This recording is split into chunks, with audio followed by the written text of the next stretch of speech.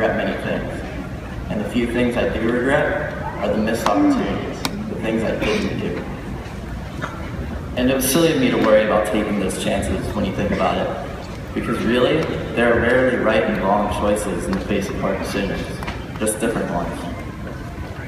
This knowledge has taught me to take more risks. Oftentimes, the regret of wondering what could have happened is worse than the actual negative consequence. This is often our biggest folly. We make too many decisions out of fear. Too many people choose not to follow their dreams because they seem impossible to achieve. But all too often, the conservative choice can fail too, leaving us wondering what could have happened if we had gone with our hearts instead of our heads.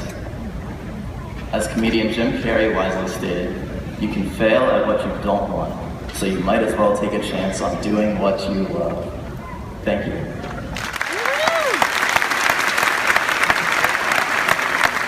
The speech you just heard in and of itself was great, in my own humble opinion. But even though everything still rings true today, there are a few things I'd like to expand on. In fact, there are 3 main takeaways, because all I had in that day was 1 minute to give a speech. In my 1 minute, I wasn't able to explain a whole lot, so that's what Right Now is for.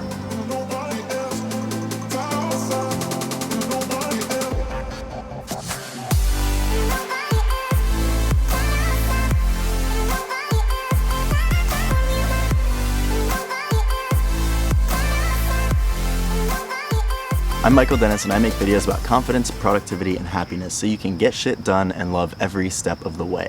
Now, if that sounds like something that you'd be interested in hearing about from time to time, hit that subscribe button for more content just like this. Alright, I'm not going to waste any time, we're going to get right into it. These are the 3 main takeaways from my valedictorian speech 5 years later. So this first point should come to no surprise to you. If you've been watching my channel for any time at all, you know that I am a huge proponent of taking action. Just do it.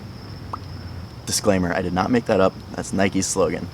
But this time it's a little bit different. The reason why I say to just do it is because, at least in my own experience, maybe I'm weird. Please let me know in the comments if I'm weird or if you can relate with this. But it happens to me so many times where there's something that I have to do in the future that I'm dreading and I don't exactly know why, but then once I do it, I really enjoy doing it. One example of this is reading, because it's something that when I think about reading, I guess I just don't think that it's going to be that enjoyable, but then when I actually do it, I really enjoy it. But for some reason, even once I'm done reading and I know I had that great experience reading, the old thought takes over of, oh, I don't really feel like reading. So then I never end up reading.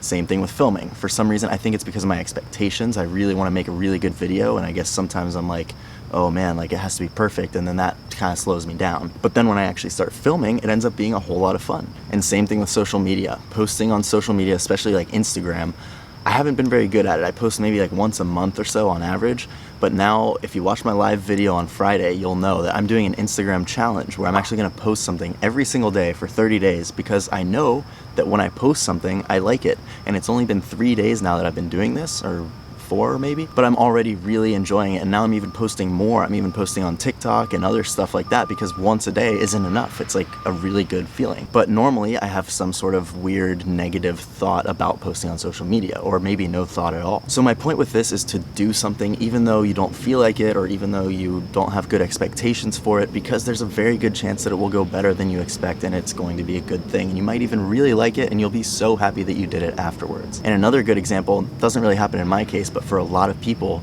this is the case with going to the gym. They think about the gym as this negative thing, it's gonna be a lot of hard work, I don't wanna go, but no one has ever regretted a workout. After the gym, you feel amazing. You're so glad that you went. And so it's that same type of feeling, but with so many different things. All right, so moving on to point number 2, balance. Ironically, the reason why I got to give this speech is actually also the same reason why I missed out on a lot of opportunities. What I mean by this is that I was so 100% dedicated to school and to rowing, because my typical day in high school for all 4 years was wake up early, go to school, crew for 3 hours, go home and eat, shower, do all my homework, go to sleep. And that left approximately 0 extra time for social life outside of school. Now, when I first started this channel, if you've been here for a while, you know that my main goal was to help people overcome social anxiety. A big part of why I had social anxiety was because in middle school, I didn't really have many friends, and crew luckily helped me get out of that a little bit. It helped me expand my comfort zone, meet some new people, and gain a lot of confidence. However, ironically, again, the same thing that gave me that little boost out of social anxiety a little bit also kept me a little bit in it, because I didn't have all the cool, fun experiences that a lot of high schoolers have, like going to parties and a lot of other social things. But I'm not saying I regret it, because that would go against everything I just said in the speech. While I do think that it could have been beneficial for my happiness and my personality and whatnot at the time, I'm very happy with where I am right now, so I would not go back and change anything. All I'm saying is that for you, if you're in a similar position, make sure to have some balance, because I think it could help you out.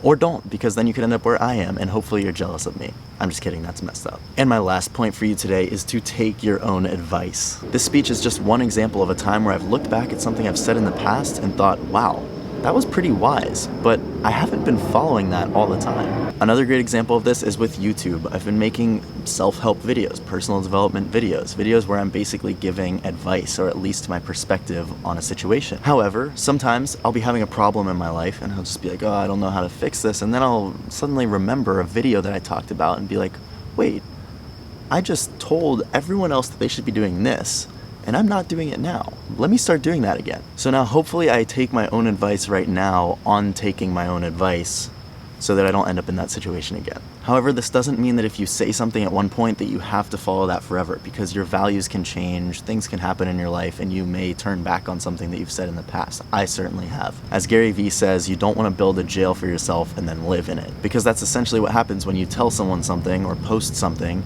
and then you feel like you have to do it. A great example of this is another YouTube example for me. Originally, I was posting 3 videos a week, and I was posting about social anxiety. Now, there were some things that had changed in my life, things that I had realized that made me want to switch both of those things. I wanted to post 2 videos a week so that I could focus more on the quality, and I wanted to switch the channel's topic to something a little bit more broad so I could reach more people. So in that case, I just changed my mind, because you don't always just want to follow everything that you said in the past, because then you'll never change. But it goes back to what I was saying last week in my video about self-awareness. It's kind of like when you're getting opinion from someone else, you need to take into account who they are and what their life is like and why they're saying what they're saying. It's the same thing with you. You have to think about who you were at the time, what your values were, what kind of experiences you were going through, and think about why you said what you said. And then from there, you can decide, okay, I still want to live by this, or you can think, no, never mind.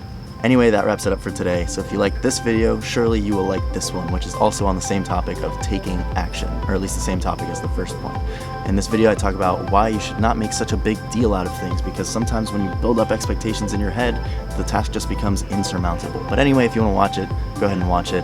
And please don't forget to thumbs up, subscribe, comment, do what you gotta do, and I will see you in the next video. Peace.